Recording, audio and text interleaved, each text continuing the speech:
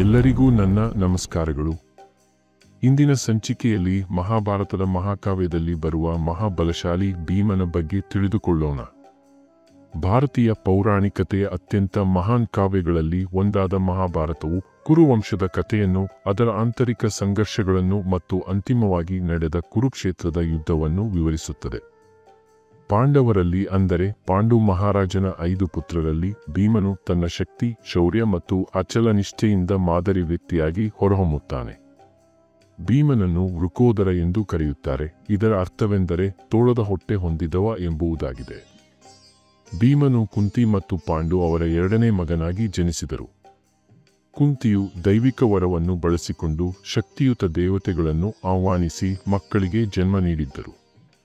ಭೀಮನ ಜನನಕ್ಕಾಗಿ ಅವರು ವಾಯುದೇವರನ್ನು ಆಹ್ವಾನಿಸಿದರು. ಈ ಮೂಲಕ ಅವರು ಅಪಾರ ಶಕ್ತಿಯುಳ್ಳ ಮತ್ತು ಅಜೇಯ ಮನೋಭಾವದ ಮಗನನ್ನು ಪಡೆದರು. ಭೀಮನು ಮಗುವಾಗಿದ್ದಾಗಲೇ ತನ್ನ ದೈವಿಕ ಶಕ್ತಿಯನ್ನು ತೋರಿಸಲಾಯಿತು. ಪುರಾಣಗಳ ಪ್ರಕಾರ ಆತ ಆಕಸ್ಮಿಕವಾಗಿ ತಾಯಿಯ ಮಡಿಲಿನಿಂದ ಬಂಡೆಯ ಮೇಲೆ ಬಿದ್ದಾಗ ಬಂಡೆಗಳು ಚೂರಾಗಿ ಭಗ್ನವಾದವು, ಆದರೆ ಮಗುವಿಗೆ ಯಾವುದೇ ಹಾನಿಯಾಗಲಿಲ್ಲ. ಭೀಮನು ಬೆಳೆದಂತೆ ಆತನ ಶಕ್ತಿಯು ವೃದ್ಧಿಯಾಯಿತು. ಶಾರೀರಿಕ ಕಾರ್ಯಗಳಲ್ಲಿ ಅವನು ತನ್ನ ಸಹೋದರರನ್ನು ಮೀರಿಸುತ್ತಿದ್ದ. ಕುಸ್ತಿಯಾಟ, ಗದೆಯುದ್ಧ ಹಾಗೂ ತೂಕ ಎತ್ತುವ ಕ್ರೀಡೆಯಲ್ಲಿ ಭೀಮನು ಅತ್ಯಂತ ನಿಪುಣನಾಗಿದ್ದನು. ಆದರೆ ಈ ಅಪಾರ ಶಕ್ತಿ ಅವನ ದೊಡ್ಡಮ್ಮನ ಮಕ್ಕಳಾದ ಕೌರವರಿಗೆ, ವಿಶೇಷವಾಗಿ ದುರ್ಯೋಧನ ಅಸೂಯೆಗೆ ಕಾರಣವಾಯಿತು.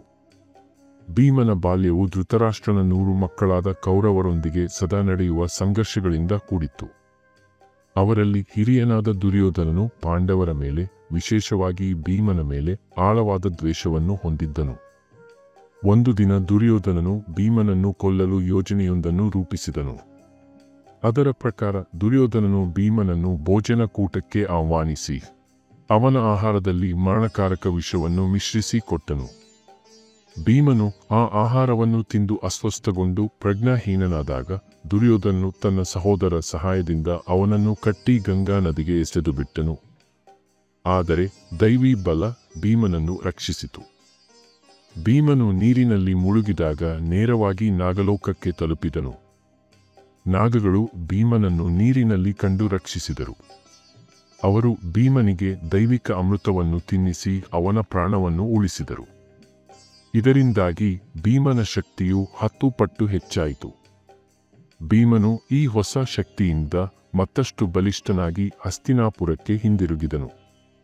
ಇದು ದುರ್ಯೋಧನನ ವಿರೋಧ ಮತ್ತು ಅಸಹನೀಯ ಭಾವನೆಗೆ ಕಾರಣವಾಯಿತು. ಭೀಮನು ತನ್ನ ಸಹೋದರರೊಂದಿಗೆ ದ್ರೋಣಾಚಾರ್ಯರ ಮಾರ್ಗದರ್ಶನದಲ್ಲಿ ಯುದ್ಧಕಲೆಯನ್ನು ಅಭ್ಯಾಸ ಮಾಡಿದರು. ಭೀಮನು ವಿಶೇಷವಾಗಿ ಗದೆಯುದ್ಧದಲ್ಲಿ ಪ್ರಾವೀಣ್ಯತೆಯನ್ನು ಗಳಿಸಿ ಕುರುವಂಶದ ಅತ್ಯಂತ ಶಕ್ತಿಶಾಲಿ ಯೋಧರಲ್ಲಿ ಒಬ್ಬನಾಗಿ ಪ್ರಸಿದ್ಧನಾದನು. ಅವನಿಗೆ ದ್ರೋಣಾಚಾರ್ಯರ ಜೊತೆಗೆ ಬಲರಾಮ, ಅಂದರೆ ಕೃಷ್ಣನ ಹಿರಿಯ ಸಹೋದರನು ಸಹ ತರಬೇತಿಯನ್ನು ನೀಡಿದರು. ಈ ಗದೆಯುದ್ಧದ ನಿಪುಣತೆ ಭೀಮನಿಗೆ ನಂತರದ ಯುದ್ಧಗಳಲ್ಲಿ ಅವನ ದೊಡ್ಡ ಶತ್ರುಗಳ ವಿರುದ್ಧ ಪ್ರಮುಖ ಸಾಧನವಾಗಿ ಪರಿಣಮಿಸಿತು. ತರಬೇತಿಯ ಸಮಯದಲ್ಲಿ ಭೀಮನು ಹರ್ಷೋದ್ಗಾರ ಮತ್ತು ಸ್ಪರ್ಧಾತ್ಮಕ ಮನೋಭಾವವನ್ನು ತೋರಿಸುತ್ತಿದ್ದ. ಅವನು ದುರ್ಯೋಧನ ಮತ್ತು ಅವನ ಸಹೋದರರನ್ನು ಸೇರಿದಂತೆ ತನ್ನ ದೊಡ್ಡಮ್ಮನ ಮಕ್ಕಳ ಮುಂದೆ ಶಕ್ತಿಯನ್ನು ಪ್ರದರ್ಶಿಸಿ ಸೆಣಸಾಡುವಂತೆ ಸವಾಲು ಹಾಕುತ್ತಿದ್ದನು. ಈ ರೀತಿಯಾದ ವರ್ತನೆಯು ಕಾಲಜಾರಿದಂತೆ ತೀವ್ರಗೊಂಡು ಪಾಂಡವರ ಮತ್ತು ಕೌರವರ ನಡುವೆ ಸಂಭವಿಸಿದ ಪ್ರಾಣಾಂತಿಕ ಸಂಘರ್ಷಕ್ಕೆ ನಾಂದಿಯಾಯಿತು. ಭೀಮನ ವಿವಾಹ ಸಂದರ್ಭಗಳು. ಹಿಡಿಂಬೆಯೊಂದಿಗೆ ಭೀಮನ ವಿವಾಹ. ಕೌರವರು ಪಾಂಡವರನ್ನು ಕೊಲ್ಲಲು ರೂಪಿಸಿದ ಲಕ್ಷಗಳ ಬೆಂಕಿಯಿಂದ ಪಾಂಡವರು ತಾಯಿ ಕುಂತಿಯೊಂದಿಗೆ ಪಾರಾಗಿ ಅರಣ್ಯದಲ್ಲಿ ಅಲೆಮಾರಿಗಳಾಗಿ ವಾಸಿಸುತ್ತಿದ್ದರು. ಈ ಯಾತ್ರೆಯ ವೇಳೆ ಅವರು ರಾಕ್ಷಸನಾದ ಹಿಡಿಂಬನನ್ನು ಎದುರಿಸಿದರು. ಹಿಡಿಂಬನು ತನ್ನ ಸಹೋದರಿಯಾದ ಹಿಡಿಂಬೆಯನ್ನು ಪಾಂಡವರನ್ನು ಎದುರಿಸಿ ಅವರನ್ನು ಶಿಕ್ಷಿಸುವುದಾಗಿ ಆದೇಶಿಸಿದನು. ಆದರೆ ಹಿಡಿಂಬೆಗೆ ಭೀಮನನ್ನು ನೋಡಿ ಮೊದಲನೇ ದೃಷ್ಟಿಯಲ್ಲೇ ಪ್ರೀತಿ ಉಂಟಾಯಿತು ಮತ್ತು ಅವನಿಗೆ ಹಾನಿ ಮಾಡಲು ನಿರಾಕರಿಸಿದಳು. ಭೀಮನು ಹಿಡಿಂಬನೊಂದಿಗೆ ಕಠಿಣ ಯುದ್ಧ ನಡೆಸಿ ಅವನನ್ನು ಸಂಹರಿಸಿ ಅರಣ್ಯವನ್ನು ಹಿಡಿಂಬನ ಕ್ರೌರ್ಯದಿಂದ ಮುಕ್ತಗೊಳಿಸಿದನು. ಹಿಡಿಂಬೆಯ ಪ್ರೀತಿ ಮತ್ತು ನಿಷ್ಠೆಯನ್ನು ಗೌರವಿಸಿ ಭೀಮನು ಅವಳನ್ನು ವಿವಾಹ ಮಾಡಿಕೊಂಡನು. ಅವರ ಈ ದಾಂಪತ್ಯದಿಂದ ಘಟೋತ್ಕಚನು ಜನಿಸಿದನು. ಆತ ತನ್ನ ತಂದೆಯ ಶಕ್ತಿ ಮತ್ತು ತಾಯಿಯ ಮಾಯಾ ಶಕ್ತಿಗಳನ್ನು ಹೊಂದಿದ್ದನು. ಘಟೋತ್ಕಚನು ನಂತರ ಕುರುಕ್ಷೇತ್ರ ಯುದ್ಧದಲ್ಲಿ ಪ್ರಮುಖ ಪಾತ್ರ ವಹಿಸಿದನು. ದ್ರೌಪದಿಯ ಸ್ವಯಂವರ. ಪಾಂಡವರು ವನವಾಸದಲ್ಲಿ ಇದ್ದ ಸಮಯದಲ್ಲಿ ಅವರು ವೇಷ ಬದಲಿಸಿ ಪಾಂಚಾಲದ ರಾಜ ದ್ರುಪದನ ಮಗಳಾದ ದ್ರೌಪದಿಯ ಸ್ವಯಂವರದಲ್ಲಿ ಭಾಗವಹಿಸಿದರು. ಅರ್ಜುನನು ಬ್ರಾಹ್ಮಣನ ವೇಷ ಧರಿಸಿ ಸ್ಪರ್ಧೆಯಲ್ಲಿ ಭಾಗವಹಿಸಿ ಬೇರೆ ಯಾರಿಗೂ ಸಾಧ್ಯವಾಗದ ಆಕರ್ಷಕ ಬಾಣಸಾಧನೆ ಮಾಡಿ ದ್ರೌಪದಿಯನ್ನು ಜಯಿಸಿದನು. ಹೀಗಾಗಿ ಅವರು ತಮ್ಮ ಸರಳ ನಿವಾಸಕ್ಕೆ ಹಿಂತಿರುಗಿದಾಗ ಕುಂತಿ ಅರ್ಜುನ ಏನನ್ನು ಜಯಿಸಿದನು ಎಂಬ ವಿಷಯವನ್ನು ತಿಳಿಯದೆ ಪಾಂಡವ ಬಂಧುಗಳಿಗೆ ಅದನ್ನು ಸಮಾನವಾಗಿ ಹಂಚಿಕೊಳ್ಳುವಂತೆ ಹೇಳಿದರು. ಇದರಿಂದ ದ್ರೌಪದಿ 5 ಪಾಂಡವರಿಗೂ ಸಂಯುಕ್ತ ಪತ್ನಿಯಾಗಿ ಪರಿಣಮಿಸಿದರು. ಭೀಮನಿಗೆ ದ್ರೌಪದಿಯ ಮೇಲಿನ ಪ್ರೀತಿ ಮತ್ತು ರಕ್ಷಣಾ ಭಾವನೆ ಅಪ್ರತಿಮವಾಗಿತ್ತು. ಅವಳು ಅವಮಾನಕ್ಕೆ ಗುರಿಯಾದಾಗ ಭೀಮನು ಅಸಹನೀಯ ಕೋಪಕ್ಕೆ ಒಳಗಾಗುತ್ತಿದ್ದ. ಅವನಿಗೆ ದ್ರೌಪದಿಯ ಮೇಲೆ ಕಾಳಜಿ ಮತ್ತು ಪ್ರೀತಿ ಇದ್ದಿದ್ದರಿಂದ ಅವಳಿಗೆ ಕೀಳರಿಮೆಯನ್ನು ತಂದ ಯಾವುದೇ ಕೃತ್ಯವನ್ನು ಸರಿ ಮಾಡಲು ಸರ್ವಶಕ್ತಿಯನ್ನು ಪ್ರಯೋಗಿಸುತ್ತಿದ್ದ. ಇದು ದ್ರೌಪದಿಗೆ ಅವಮಾನ ಮಾಡಿದವರಿಗೆ ಪ್ರಾಣಾಪಾಯವಾಗುವಂತಹ ಭೀಕರ ಫಲಿತಾಂಶಕ್ಕೆ ಕಾರಣವಾಗುತ್ತಿತ್ತು. ಪಗಡೆ ಆಟ ಮತ್ತು ಪಾಂಡವರ ವನವಾಸ. ಪಾಂಡವರು ಇಂದ್ರಪ್ರಸ್ಥದಲ್ಲಿ ತಮ್ಮ ರಾಜ್ಯವನ್ನು ಸ್ಥಾಪಿಸಿ ಸುಖಮಯವಾಗಿ ಆಳುತ್ತಿದ್ದರು. ಆದರೆ ಅವರ ಈ ಸಂತೋಷ ಹೆಚ್ಚು ದಿನಗಳವರೆಗೂ ಉಳಿಯಲಿಲ್ಲ. ದುಶ್ಯಾಸನನ ಆಹ್ವಾನವನ್ನು ಸ್ವೀಕರಿಸಿ ಯುಧಿಷ್ಠಿರನು ಪಗಡೆ ಆಟದಲ್ಲಿ ಪಾಲ್ಗೊಂಡನು. ಈ ಆಟವು ದುಶ್ಯಾಸನನ ಮಾವನಾದ ಶಕುನಿಯ ಮೋಸ ಮತ್ತು ಕುತಂತ್ರದಿಂದ ಆಯೋಜಿಸಲಾಗಿತ್ತು. ಈ ಆಟದಲ್ಲಿ ಯುಧಿಷ್ಠಿರನು ತನ್ನ ರಾಜ್ಯ, ಆಸ್ತಿ ಮತ್ತು ಕೊನೆಗೆ ದ್ರೌಪದಿಯನ್ನು ಕಳೆದುಕೊಂಡನು. ದ್ರೌಪದಿಯನ್ನು ರಾಜಸದನಕ್ಕೆ ಎಳೆದುಕೊಂಡು ಹೋಗಿ ಅವಮಾನಿಸಿದಾಗ ಭೀಮನ ಕೋಪಕ್ಕೆ ಮಿತಿಯೇ ಇರಲಿಲ್ಲ. ತನ್ನ ಭೀಕರ ಕೃತ್ಯಕ್ಕಾಗಿ ದುಶ್ಯಾಸನನ ರಕ್ತವನ್ನು ಕುಡಿಯುವುದಾಗಿ ಭೀಮನು ಶಪಥ ಮಾಡಿದನು. ಈ ಪಗಡೆ ಆಟದ ಪರಿಣಾಮವಾಗಿ ಪಾಂಡವರಿಗೆ 12 ವರ್ಷಗಳ ಕಾಲ ಅರಣ್ಯವಾಸವನ್ನು ಮತ್ತು 1 ವರ್ಷ ಅಜ್ಞಾತವಾಸವನ್ನು ಅನುಭವಿಸಬೇಕಾಯಿತು. ಈ ಅವಧಿಯಲ್ಲಿ ಭೀಮನ ಶಕ್ತಿಯು ಧೈರ್ಯವೂ ಅನೇಕ ಸಲ ಪರೀಕ್ಷಿಸಲ್ಪಟ್ಟಿತು. ರಾಕ್ಷಸರೊಂದಿಗೆ ಮುಖಾಮುಖಿಯಾದ ಭೀಮನ ಸಾಹಸಮಯ ಕಥೆಗಳು. ಅರಣ್ಯವಾಸದ ಸಮಯದಲ್ಲಿ ಭೀಮನಿಗೆ ಹಲವಾರು ರಾಕ್ಷಸರು ಮತ್ತು ದೈತ್ಯ ಶಕ್ತಿಗಳನ್ನು ಎದುರಿಸಬೇಕಾಯಿತು. ತನ್ನ ಶಕ್ತಿ ಮತ್ತು ಬುದ್ಧಿವಂತಿಕೆಯನ್ನು ಬಳಸಿಕೊಂಡು ಅವನು ಅವರನ್ನು ಪರಾಭವಗೊಳಿಸಿ ತನ್ನ ಸಹೋದರ ಮತ್ತು ದ್ರೌಪದಿಯ ಸುರಕ್ಷತೆಯನ್ನು ಖಚಿತಪಡಿಸಿಕೊಳ್ಳುತ್ತಿದ್ದನು. ಬಕಾಸುರನ ವಧೆ. ಏಕಚಕ್ರ ಎಂಬ ಊರಿನಲ್ಲಿ ಪಾಂಡವರು ತಂಗಿದ್ದಾಗ ಬಕಾಸುರ ಎಂಬ ರಾಕ್ಷಸನ ಬಗ್ಗೆ ಕೇಳಿದರು. ಬಕಾಸುರನು ಗ್ರಾಮಸ್ಥರಲ್ಲಿ ಭೀತಿಯನ್ನು ಸೃಷ್ಟಿಸಿ ಅಪಾರ ಆಹಾರ ಮತ್ತು ಮಾನವ ಬಲಿಗಳನ್ನು ಕೇಳಿ ಅವರ ಮೇಲೆ ಅನ್ಯಾಯ ಮಾಡುತ್ತಿದ್ದನು. ಈ ವಿಷಯವನ್ನು ತಿಳಿದ ಭೀಮನು ಗ್ರಾಮಸ್ಥರ ಪರವಾಗಿ ಆಹಾರವನ್ನು ತಾನೇ ರಾಕ್ಷಸನ ಬಳಿಗೆ ತೆಗೆದುಕೊಂಡು ಹೋಗುವುದಾಗಿ ತಿಳಿಸಿದನು.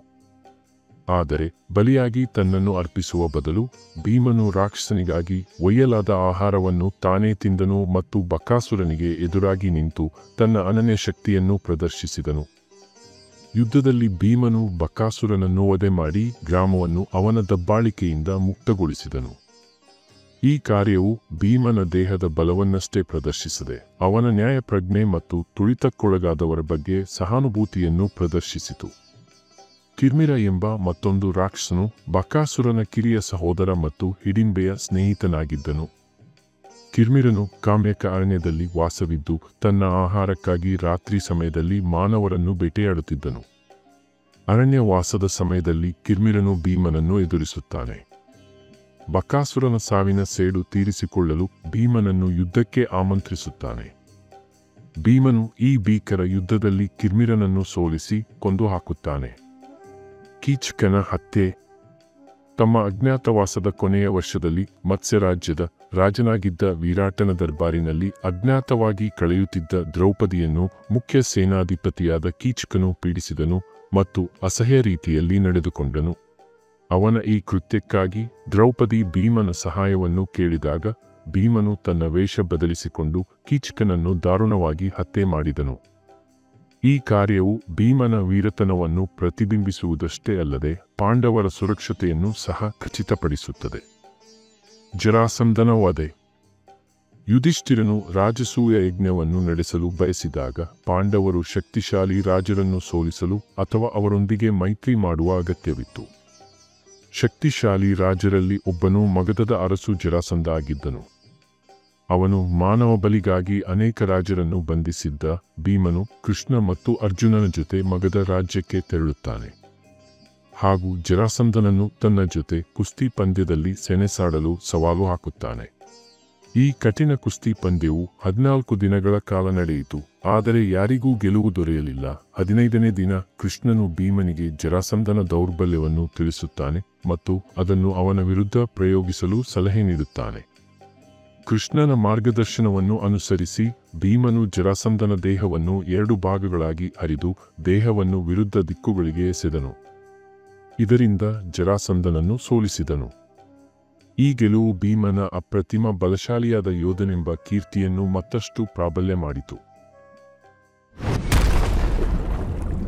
ಭೀಮನು ಹನುಮಂತನನ್ನು ಭೇಟಿಯಾದ ಸನ್ನಿವೇಶ.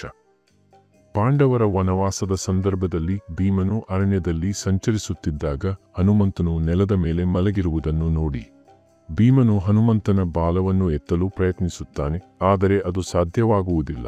ಈ ಪ್ರಯತ್ನದಿಂದ ಬೆವರಲ್ಲಿ ತೊಯ್ದ ಭೀಮನ ಮುಖ ಕೆಂಪಾಗುತ್ತದೆ ಮತ್ತು ಶಕ್ತಿಯ ಎಲ್ಲ ಮಾರ್ಗಗಳು ವಿಫಲವಾಗುತ್ತವೆ. ಕೊನೆಗೆ ತನ್ನ ಸೋಲನ್ನು ಒಪ್ಪಿಕೊಂಡು ಭೀಮನು ಹನುಮಂತನಿಗೆ ನಮಸ್ಕಾರ ಮಾಡುತ್ತಾನೆ. ಹನುಮಂತನು ಭೀಮನಿಗೆ ತಾನು ವಾಯುದೇವನ ಪುತ್ರನಾಗಿದ್ದು ಭೀಮನಿಗೆ ಸಹೋದರನಾಗಿರುವುದಾಗಿ ತಿಳಿಸುತ್ತಾನೆ. ಹನುಮಂತನು ತಾನು ದೇವತೆಗಳಿಗೆ ಸಮಾನವಾದ ಶಕ್ತಿಯುಳ್ಳವನಾಗಿರುವುದಾಗಿ ಹೇಳುತ್ತಾನೆ. ಭೀಮನ ಭವಿಷ್ಯದ ಮಹಾಭಾರತ ಯುದ್ಧಕ್ಕೆ ಶ್ರೇಯಸ್ಸು ತರುವಂತೆ ಆಶೀರ್ವಾದ ನೀಡುತ್ತಾನೆ. ಹನುಮಂತನು ಭೀಮನಿಗೆ ಅಹಂಕಾರವು ವಿನಾಶಕಾರಿ ಎಂದು ಮತ್ತು ವಿನಯವು ಹೆಚ್ಚು ಶ್ರೇಯಸ್ಕರವಾಗಿದೆ ಎಂದು ಬೋಧಿಸುತ್ತಾನೆ. ಈ ಪಾಠದಿಂದ ಪ್ರಭಾವಿತನಾದ ಭೀಮನು ತನ್ನ ತಪ್ಪನ್ನು ಅರಿತು ಹನುಮಂತನಿಗೆ ನಮಸ್ಕಾರ ಮಾಡಿ ಕೃತಜ್ಞನಾಗುತ್ತಾನೆ. ಕುರುಕ್ಷೇತ್ರ ಯುದ್ಧ. ಕುರುಕ್ಷೇತ್ರ ಯುದ್ಧವು ಪಾಂಡವರ ಮತ್ತು ಕೌರವರ ನಡುವಿನ ಮಹಾಭಾರತದ ನಿರ್ಣಾಯಕ ಯುದ್ಧವಾಗಿತ್ತು.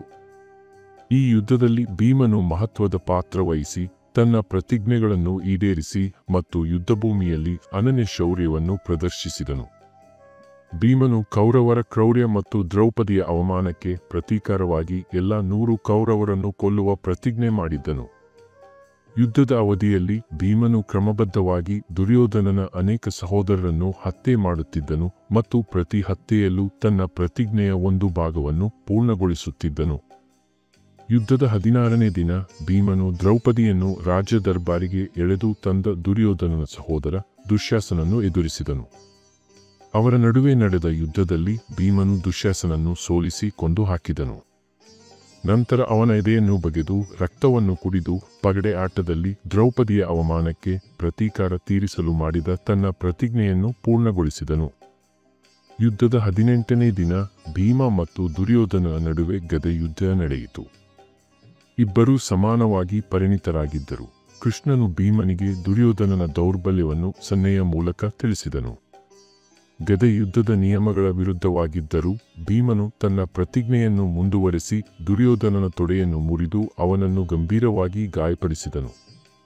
ಈ ಕೃತ್ಯವು ಯುದ್ಧವನ್ನು ಪರಿಣಾಮಕಾರಿಯಾಗಿ ಅಂತ್ಯಗೊಳಿಸಿ ಪಾಂಡವರ ವಿಜಯವನ್ನು ಖಚಿತಪಡಿಸಿತು. ಯುದ್ಧವು ಕೊನೆಗೊಂಡ ನಂತರ ಯುಧಿಷ್ಠಿರನನ್ನು ಹಸ್ತಿನಾಪುರದ ರಾಜನಾಗಿ ಮಾಡಲಾಯಿತು.